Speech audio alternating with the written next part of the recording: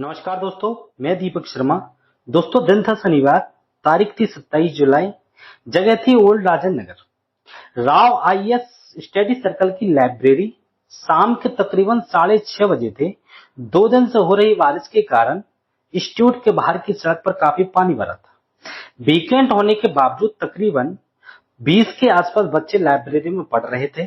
तभी इंस्टीट्यूट के बाहर तेज स्पीड से एक एसयूवी गुजरती है। एसयूवी निकलने के बाद सड़क पर खड़ा पानी तेजी से इंस्टीट्यूट के लोहे से गेट से टकराता है। पानी के प्रेशर से लोहे का गेट टूट जाता है। सड़क पर मौजूद पानी गेट को चीरते हुए अंदर बेसमेंट में भरने लगता है। अचानक इतना पानी आने से बेसमेंट में मौजूद लाइब्रेरी के बाहर लगा बायोमेट्रिक सिस्टम भी फेल हो जाता है। सारे बच्चे वहां फंस जाते हैं। इससे पहले कि कोई समझ पाता, बेसमेंट में 8 से 10 फीट पानी भर जाता है। इसके 10 से 15 मिनट बाद पुलिस को मदद के लिए एक मैसेज किया जाता है। 15 मिनट बाद पुलिस वहां पहुंचती है। एमसीडी और एनडीआरएफ की टीम भी पहुंचती है। इसके बाद वहां घंटों रेस्क्यू ऑपरेशन चलता है और रात 1 बजे तक पता चलता है कि इस पूरे हादसे में 3 बच्चों की मौत हो गई। मरने वालों में यूपी के अंबेडकर नगर की रहने वाली 22 साल की श्रेया यादव भी थी। श्रेया यादव की मदर डेयरी में जॉब लग चुकी थी, मगर वह आईएएस बनना चाहती थी। उसके फादर ने कर्जा लेकर उसके इंस्टीट्यूट की फीस भरी थी। सिकंदराबाद की तान्या सोनी और केरल की नेविल डार्विन थी। इस हादसे में जान चली गई। अब तक इस पूरे एक्सीडेंट में 3 बच्चों की मरने की मौत सामने आई है, मगर बहुत सारे बच्चे क्लेम कर रहे हैं कि मरने वालों का फिगर इससे कहीं ज्यादा है और पुलिस जानबूझकर सही नंबर नहीं बता रही। और जैसा कि भारत में हर बड़े हादसे के बाद होता है, हादसा होने के बाद पब्लिक शोर मचाती है तो ऑथोराइज टीम नींद खुलती है इनकी। ओल्ड राजेंद्र नगर में हुए इस हादसे के बाद जांच हुई तो पता लगा कि जिस बेसमेंट में यह लाइब्रेरी चल रही थी, वहां तो लाइब्रेरी चलाने की परमिशन ही नहीं थी। उस जगह को तो स्टोरेज की जगह पर यूज होना था। हंगामा हुआ तो एमसीडी वालों सालों की गहरी नींद से जागे और लोगों को दिखाने लगी कि बेसमेंट में चल रहे कुछ इंस्टीट्यूट और लाइब्रेरी पर एक्शन ले लिया। जिस दौरान हम ये वीडियो बना रहे हैं, तब तक राव आईएएस इंस्टीट्यूट के ऑनर और कोऑर्डिनेटर को भी इस जुडिशियल कस्टडी में भेज दिया गया। एमसीडी और पुलिस की तरफ से ऐसा माहौल भी बनाया जा रहा है कि सारा कसूर राव इंस्टीट्यूट मैनेजमेंट का ही था, जिसके चलते 3 बच्चों की जान गई। बेशक इस हादसे के पीछे उस इंस्टीट्यूट वाले गुनाहगार हैं, मगर आप मुझसे पूछे थे, इस हादसे के लिए एमसीडी और लोकल अथॉरिटी ज्यादा भी बड़ी गुनहगार है। एमसीडी कह रही है कि बेसमेंट में पानी निकालने में इतना वक्त इसलिए लगा क्योंकि सड़क पर भी 3 फीट पानी भरा हुआ था। अगर ऐसा है तो इन लोगों से पूछो कि अगर सड़क पर भी 3 फीट पानी भरा था तो इसकी कसूरवार क्या लेडी गागा थी या युगांडा की सरकार? सड़क पर 3 फीट पानी क्या किसी के छींक मारने से अचानक भर गया? सड़क पर इतना पानी इसलिए भरा क्योंकि एमसीडी के मक्कारों ने वहां गटर और नालों की सफाई नहीं करवाई।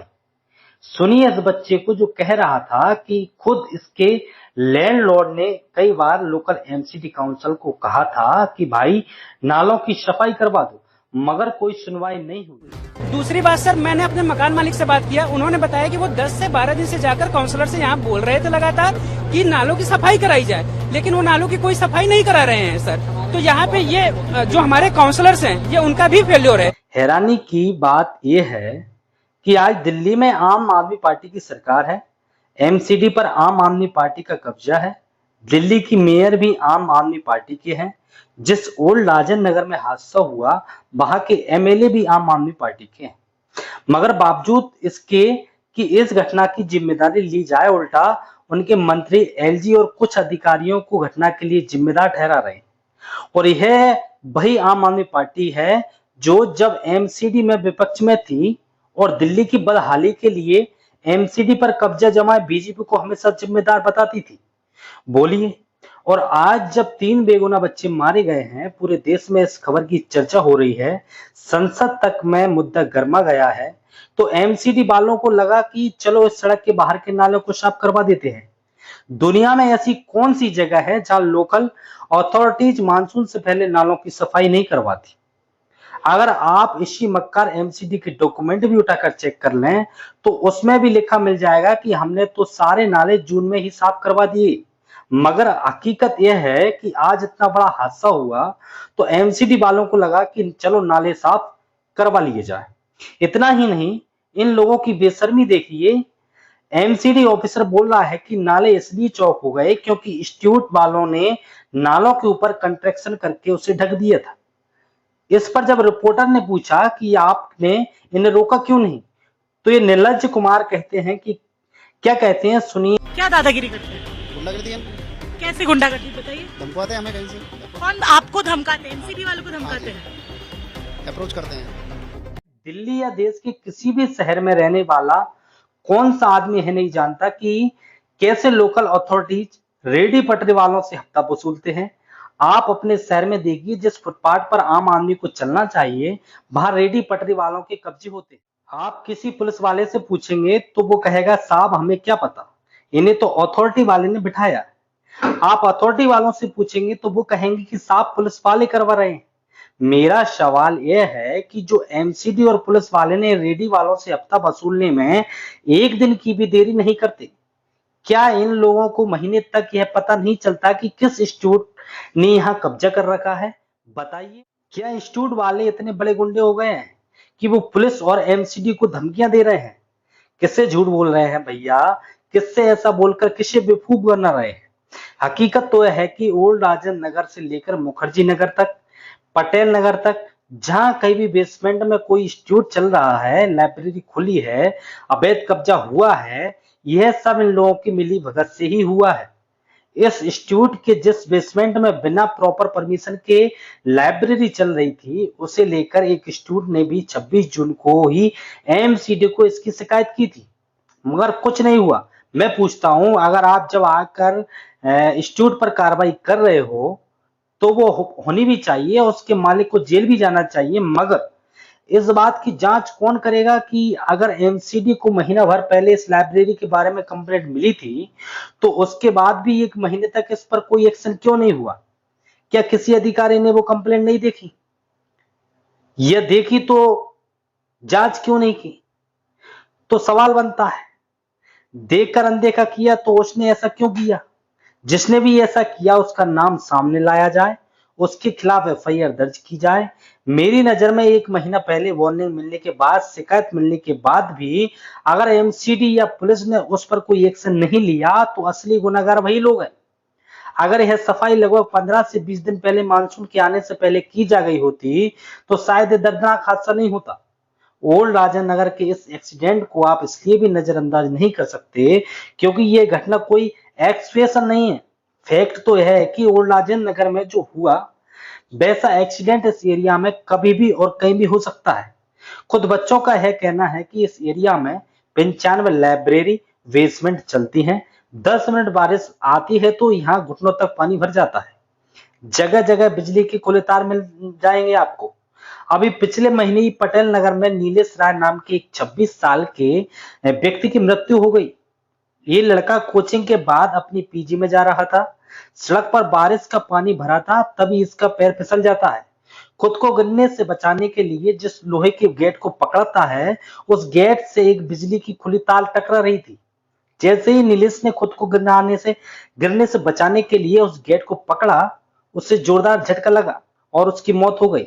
मैं आपसे पूछता हूं, किसी देश का इससे बड़ा दुर्भाग्य और क्या हो सकता है, जहां उसके बच्चे सड़कों पर करंट खाकर मर रहे हैं।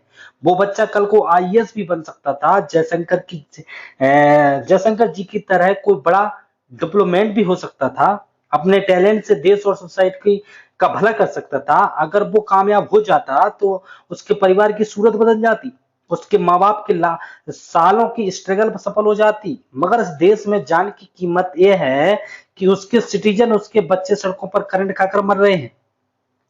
और जो मक्कार अथॉरिटी वाले हर शाम किसी से उगानी करने में आधा मिनट भी देरी नहीं करते। इन लोगों को महीनों तक ये पता भी नहीं चलता कि कहां पर गड्ढा खुदा है, कहां पर बिजली के तार नंगे लटक रहे हैं और कहां पर कोई एक्सीडेंट हो सकता है। हर किसी को जैसे तैसे 2 नंबर का पैसा बनाकर अमीर होना है, और जैसे ही ओल्ड राजेंद्र नगर जैसा कोई हादसा होता है तो रातों रात इनके सपने में ब्रह्मा जी आकर इनको बता जाते हैं कि ऐसे 7 स्टूडेंट और चल रहे हैं, वहां जाकर कार्रवाई करो, और यह नीलज कुमार वहां जाकर जाते हैं। इसी तरह पिछले साल 15 जून को मुखर्जी नगर यानी कि ज्ञान बिल्डिंग में आग लगने के बाद 300 बच्चों फंसे थे। 60 बच्चों को उस हादसे में चोटें आई थी। किस्मत थी कि किसी की जान नहीं गई। इस एक्सीडेंट के बाद फिर दिखावे के लिए कुछ कोचिंग सेंटर्स पर कार्रवाई की गई, मगर इसके बाद फिर पिछले साल दिसंबर में गर्ल्स पीजी में आग लगी थी। तब भी 35 लड़कियां फंसी थी, तब भी बड़ी मुश्किल से उनकी जान बची थी।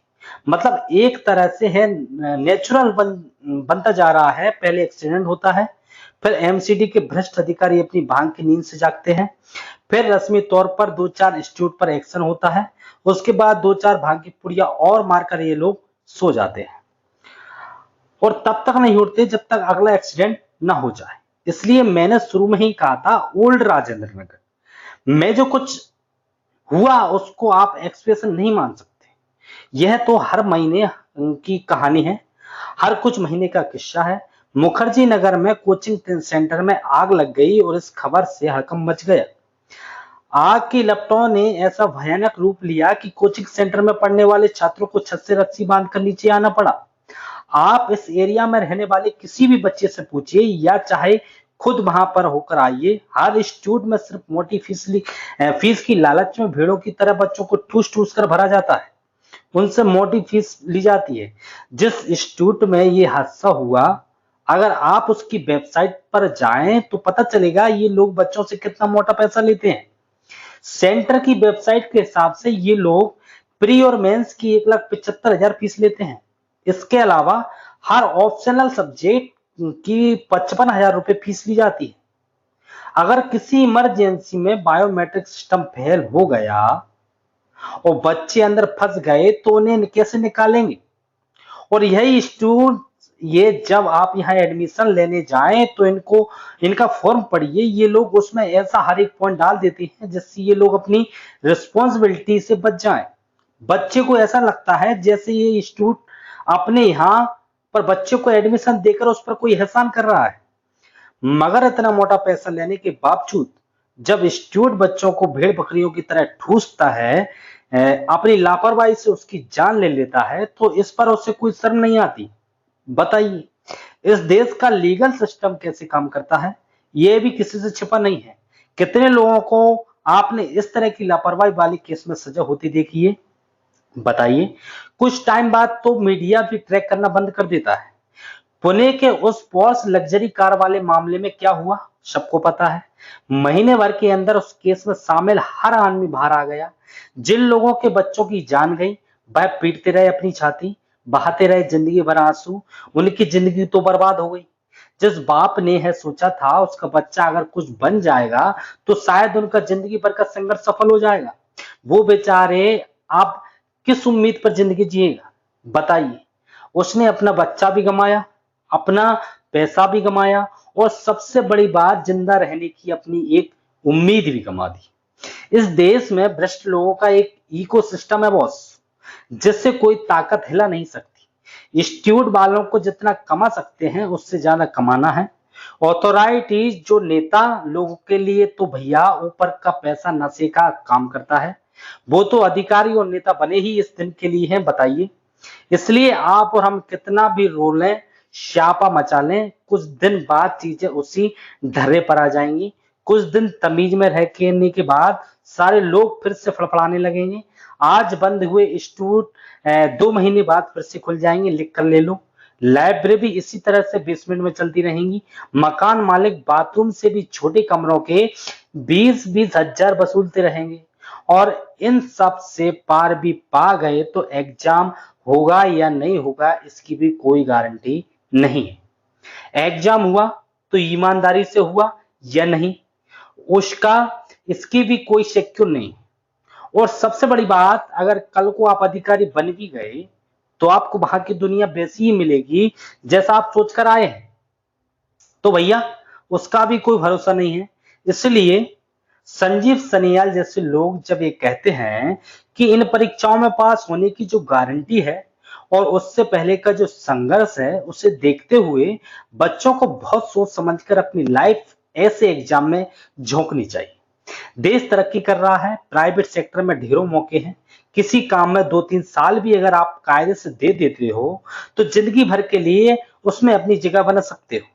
आप हो सकता है कि जो तस्वीर मैंने दिखाई वो कुछ लोगों को नेगेटिव लगी, लेकिन ये भी सच है कि ये रियलिस्टिक असेसमेंट और नेगेटिव होने में फर्क होता है।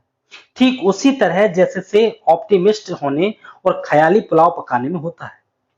और जो मैंने कहा अगर वो सच्चाई नहीं है तो आप खुद बताइएगा। जिंदगी आपकी है, स्ट्रगल आपका है, इसलिए जो फैसला लेना है वो आप ही को लेना है। बाकी आप इस मामले पर क्या सोचते हैं कमेंट करके जरूर बताइएगा। अगर आप भी एक स्पेंस प्रॉब्लम फेस कर रहे हैं तो प्लीज इस वीडियो को और लोगों तक जरूर पहुंचाइएगा। उम्मीद करते हैं इससे बहुत सारे लोग सबक लेंगे और इसे आगे शेयर जरूर करेंगे। Thank you for watching. Channel subscribe करके जाइएगा। जय हिंद।